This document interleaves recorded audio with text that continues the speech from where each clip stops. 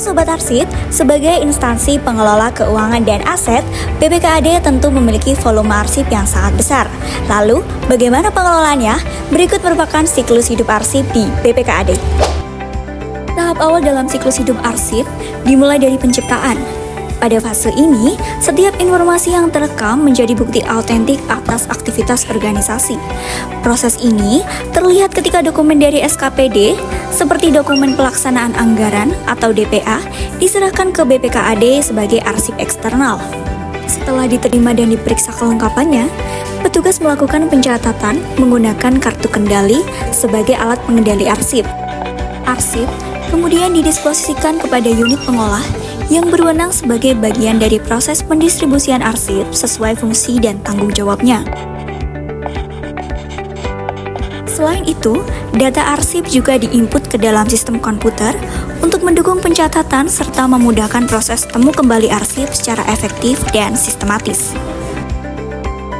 Sementara itu, BPKAD juga menciptakan arsip internal, seperti laporan keuangan dan dokumen pengelolaan aset yang disusun sesuai kebutuhan operasional dan standar yang telah ditetapkan. Dengan demikian, baik arsip eksternal maupun arsip internal menjadi titik awal dari pengelolaan arsip yang berkelanjutan.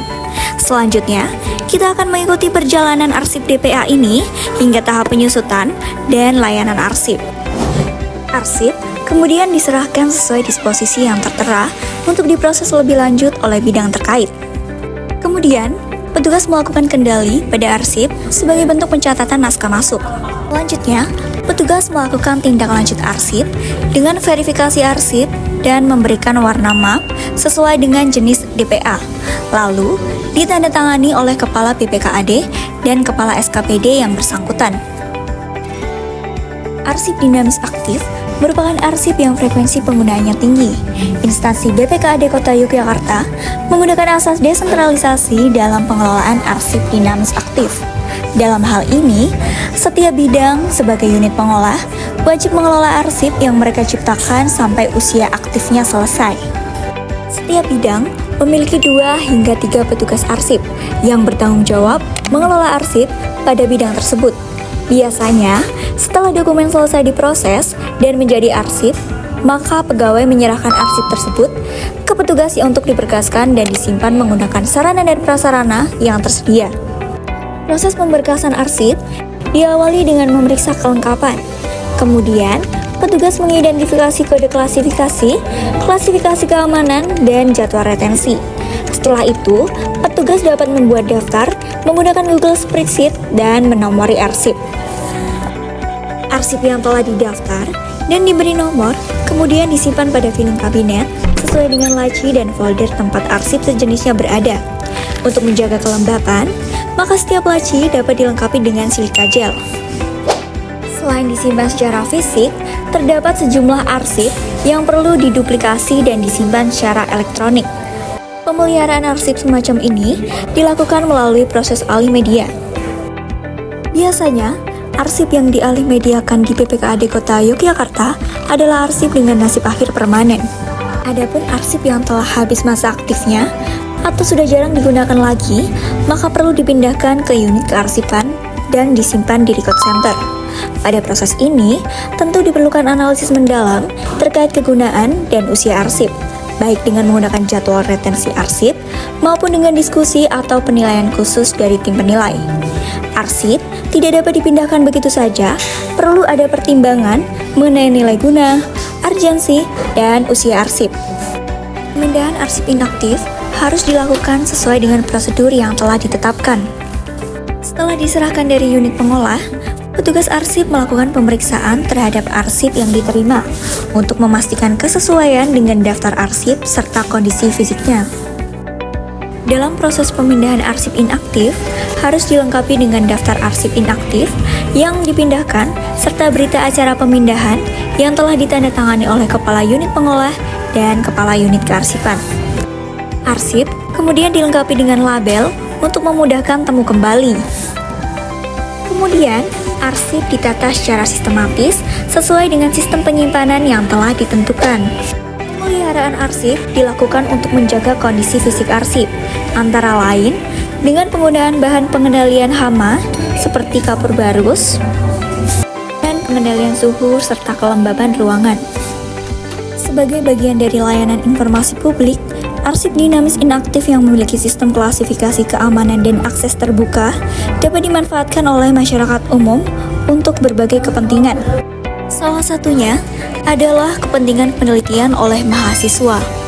Prosedur peminjaman dimulai dari petugas arsip melakukan pencarian arsip inaktif berdasarkan kode berkas, nomor box, dan rak arsip untuk memastikan arsip yang dibutuhkan dapat ditemukan secara cepat dan tepat.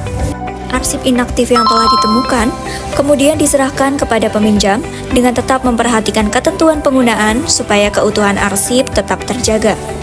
Tidak lupa, petugas arsip melakukan pendataan identitas peminjam dan tujuan penggunaan arsip. Seluruh data dicatat pada daftar peminjam arsip.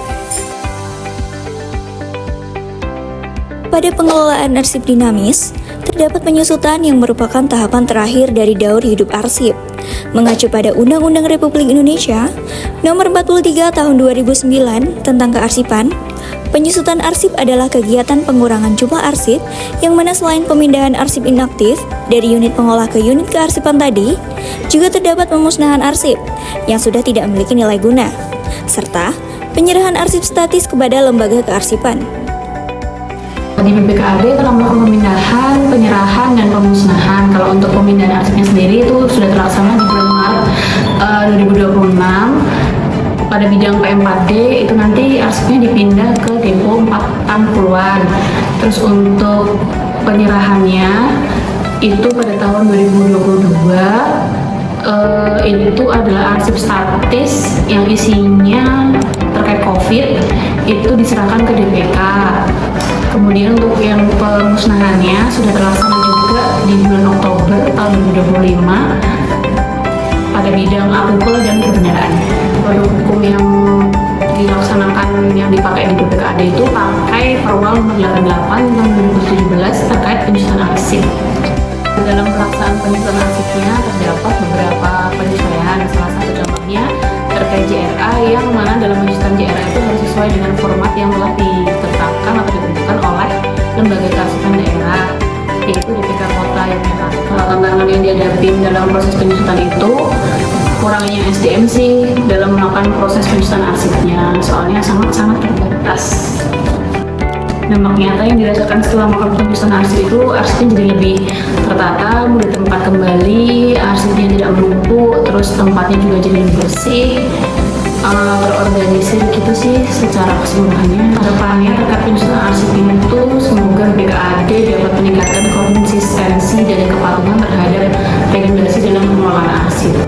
Pengelolaan arsip di BPKAD Kota Yogyakarta dilakukan secara terintegrasi melalui siklus hidup yang sistematis, mulai dari penciptaan sesuai tata naskah dinas yang ada, penggunaan dan pemeliharaan dengan berpedoman pada klasifikasi keamanan dan akses informasi, hingga tahap penyusutan yang meliputi pemindahan, penyerahan, serta pemusnahan secara prosedural. Rangkaian pengelolaan ini memastikan arsip tetap menjadi aset informasi yang akuntabel, efisien, dan terlindungi sesuai regulasi.